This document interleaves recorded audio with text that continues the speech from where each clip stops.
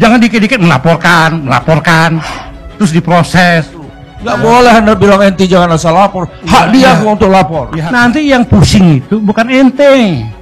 Yang pusing itu pengadilan, jaksa. Itu memang tugas pengadilan. Anda nggak paham itu kalau begitu. Saya tidak intervensi ke dalam kasus itu. Diingat untuk menetapkan tersangka Bahar ini terus berkembang sampai sekarang sudah lebih dari 50 orang menjadi saksi, baik saksi ahli maupun saksi fakta. Itu nanti dibicarakannya saat restoratif justice. Itu nanti bicaranya itu. Ada ketentuannya kok. Tindak pidana yang mana yang boleh restoratif justice? Nggak semua tindak pidana boleh restoratif justice. Dibaca lagi lah, dibaca lagi. Tapi kalau salah jangan takut kepada siapapun, kepada jenis makhluk apapun. Kalau memang salah sikat aja, kan gitu. Ini untuk melindungi masyarakat kan.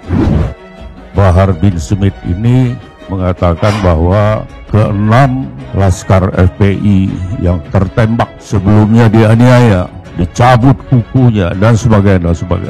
Saya bisa membuktikan bahwa itu bohong. 6 pengawal beliau, 6 laskar beliau dibunuh, dibantai, disiksa, dicopot kukunya, dibantai, dikuliti, kemaluannya dibakar, mereka dibikin seperti binatang, saudara-saudara. Dibuka persidangan, ini fakta persidangan. Kami memeriksa ahli forensik yang memeriksa mayat dari ke-6 orang ini. Kebetulan pertanyaan dari anak saya, dan saya di sebelahnya, saya mencatat pertanyaan ini. Anak saya Dr. Ragahdo Yosodiningrat, pertanyaan dia kepada ahli, saudara ahli, tadi saudara menyebutkan menemukan ada luka tembak yang menyebabkan kematian.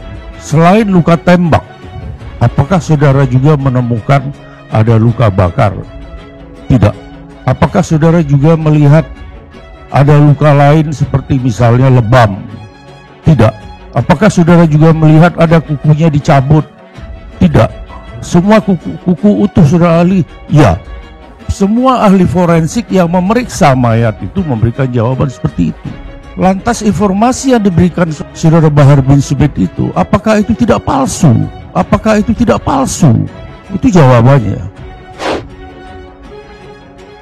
Nah, dalam kaitan Habib Bahar ini, kesalahannya itu di mana? Dia menyatakan adanya dugaan tanda-tanda penyiksaan atau penganiayaan. Saya menjawab pertanyaan dia, di mana letak salahnya Bahar Smith? Di situ salahnya. Seperti saya uraikan tadi, jelas kan. Gak usah berteori-teori lain, kita juga ahli hukum semua kok. Habib Bahar bin Smith mendatangi Polda Jawa Barat untuk dimintai keterangan di kasus ujaran kebencian. Habib Bahar tiba di Polda Jawa Barat sekira pukul 12:30 waktu Indonesia Barat bersama penasehat hukum dan rombongan keluarganya. Dengan memakai kacamata hitam, ia kemudian mengucapkan sumpah serapah sebelum diperiksa. Nah, sebelum si Smith ini masuk, si Bahar masuk ke ruang pemeriksaan, memprovokasi dulu di luar. Berarti saya telah ditahan, berarti saya telah dipenjara. Maka wahai rakyat, wahai bangsa, wahai Indonesiaku, wahai rakyatku, wahai bangsaku, khususnya umat Islam. Umat Islam yang mana yang diajak? Umat Islam yang mana yang diajak? Sebelum menjalani pemeriksaan, ia sempat mengucapkan sumpah serapah kepada awak media. Jikalau nanti, andaikan jikalau saya masuk diperiksa, saya tidak keluar lagi, berarti saya telah ditahan, berarti saya telah dipenjara. Jangan pernah tunduk kepada kezaliman dari manapun datangnya kezaliman. Yang mana yang dikatakan kezaliman? Yang mana yang dikatakan kezaliman? Ini adalah bentuk bahwasanya keadilan dan demokrasi sudah mati di negara kesatuan Republik Indonesia yang kita cintai. Kriminalisasi perbuatan pidana murni kok. Pengacara kondang sekaligus politisi PDI Perjuangan, Henry Yosodiningrat, mengaku sudah sejak lama memantau Habib Bahar bin Smith. Henry menuturkan, Bahar Smith selalu melontarkan ceramah yang bernuansa provokasi kepada masyarakat. Dia berpandangan, Bahar juga seakan menyamakan dirinya dengan Kepala Staf Angkatan Darat, Dudung Abdurrahman. Saya melihat makhluk atau manusia yang bernama Bahar Smith ini, ucapan dan perilakunya, bahasa tubuhnya itu menjijikan. Dia menganggap dirinya sejajar dengan Kepala Staf TNI Angkatan Darat, kata Henry Yosodiningrat pada Jumat 7 Januari 2022. Kita melihat bagaimana Danrem Bogor dan Rem 061 Surya Kencana Brigjen Ahmad Fauzi datang ke sana. Dia bilang kasih tahu Dudung biar dia enggak bicara tentang agama, ujarnya. Sudah tugasnya Pak. Bapak percayakan tugas Bapak untuk memberikan ceramah yang baik kepada. Tugas saya ngasih ceramah. Tugasnya Dudung harusnya jangan utik-utik masalah agama. Kalau nggak tahu masalah agama, itu ranah kita. Bapak sebagai ulama harus berhati-hati ngomong. Loh, yang harus berhati, saya ngomong apa? Saya meluruskan yang benar. Dia salah, harus diluruskan dong. Loh, kok nggak ada kaitannya bagaimana? Kalau kita mengkritik kebijakan pemerintah, bahwa dia tidak bisa dikualifikasikan itu caci maki. Mau jadi apa bangsa kita ini kalau kita biarkan orang yang memprovokasi, udah itu nanti tidak ditindak. Kalau kemudian ada tindakan hukum terhadap pelaku-pelaku caci maki dan kekerasan ini, saya bukan tidak melihat perspektifnya dari kacamata hukum, saya hanya melihat bahwa inilah mungkin salah satu mitigasi terbaik untuk agama, bukan untuk pemerintahan, bukan untuk negara. Kalau saya melihatnya, agama ini dan agama apapun selalu melahirkan kelompok-kelompok radikal karena dia itu mengakomodasi caci maki, kekerasan dan kebencian yang tidak ada habisnya.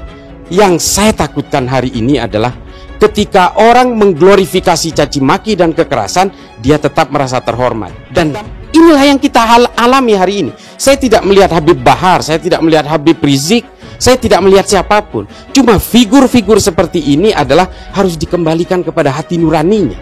Bisa tidak dia mendidik umat untuk tetap menjunjung tinggi kemanusiaan dan mewujudkan kedamaian? Selain itu, kata dia, bahasa provokasi Bahar juga dilihat dari ceramahnya saat menyinggung tentang kondisi jasad 6 laskar FPI yang tewas tertembak di kilometer 50 tol Jakarta Cikampek. Saya sudah melihat lama orang ini. Semua yang dia ucapkan itu adalah provokasi. Misal, dia memprovokasi mengatakan bahwa 6 orang laskar FPI itu sebelum dibunuh dianiaya, disiksa, dicabut kukunya, ucap Hendrioso. Pengacara Hendrioso Diningrat juga melayangkan tantangan kepada 2 pendakwah yang saat ini tersandung masalah hukum, yakni Habib Bahar bin Smith dan Habib Rizik Syihab. Henry dengan tegas menantang Habib Bahar dan Habib Rizik apabila kembali berbuat onar setelah bebas dari penjara. Hendrioso Diningrat mengatakan bahwa mayoritas masyarakat di Indonesia merasa damai apabila tanpa adanya Ormas Front Pembela Islam atau FPI. Selain itu, politikus PDIP ini juga mengklaim bangsa Indonesia terasa lebih damai apabila Rizik dan Bahar mendekam di penjara. Saya sebagai warga negara Indonesia yang mencintai negeri ini melebihi kecintaan saya terhadap diri saya sendiri. Semua kami bangsa Indonesia ini, Bahar dan Rizik, supaya kalian tahu, kami damai tanpa FPI, damai kalau kalian itu di dalam, kata Hendrioso Diningrat. Hendrioso Diningrat kembali mengingatkan apabila nantinya Habib Rizik dan Habib Bahar keluar dari penjara namun masih melakukan provokasi, dia tidak segan-segan melakukan perlawanan sampai kapanpun. Terlebih, kata Henry, keduanya kerap memecah belah persatuan bangsa Indonesia dan berkiblat pada gerakan khilafah yang sempat dipopulerkan oleh Hizbut Tahrir Indonesia atau HTI. Jadi kalau kalian keluar, berbuat baiklah untuk bangsa ini.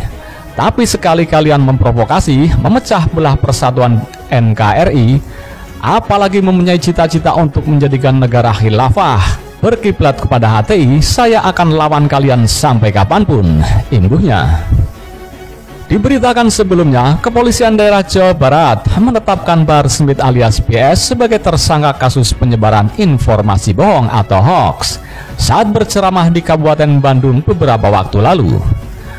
Direktur Reserse Kriminal Khusus Polda Jabar, Kombes Pol Arif Rahman mengatakan, tim penyidik menemukan 2 alat bukti yang sah yang mendukung penetapan BS sebagai tersangka.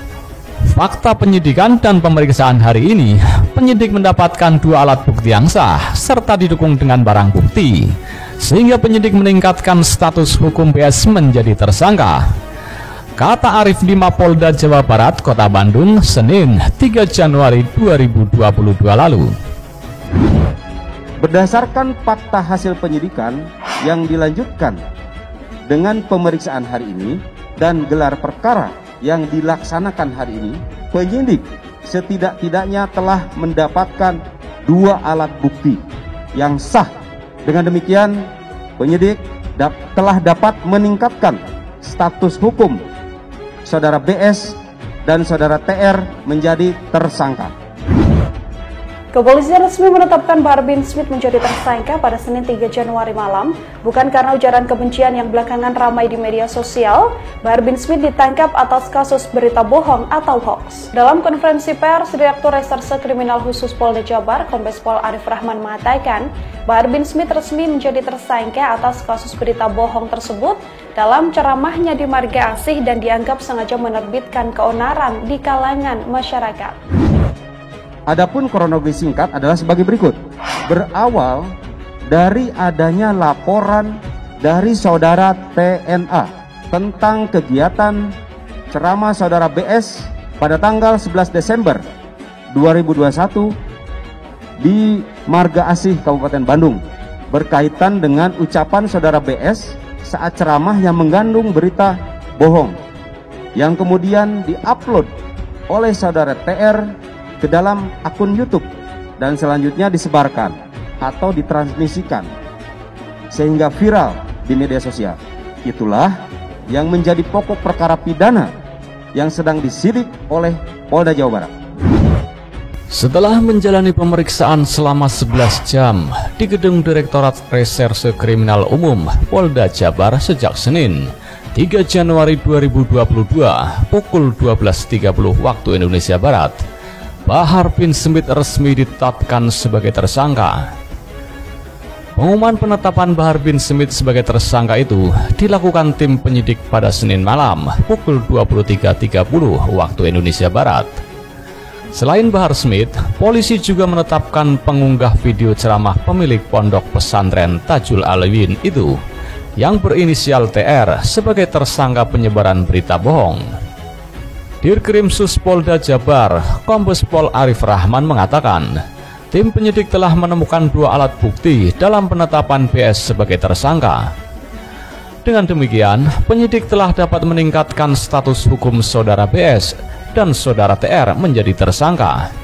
Tutur Arif Rahman di Mapolda Jawa Barat, Kota Bandung, Senin 3 Januari 2022. Setelah penyidik memeriksa sejumlah 33 orang saksi dan ahli sejumlah 19 orang, saya ulangi 19 orang ahli, total 52 orang, serta menyita barang bukti sebanyak 12 item, maka pada hari ini penyidik melakukan pemeriksaan kepada saudara BS dan saudara TR sesuai dengan surat panggilan yang sudah kami berikan. Dalam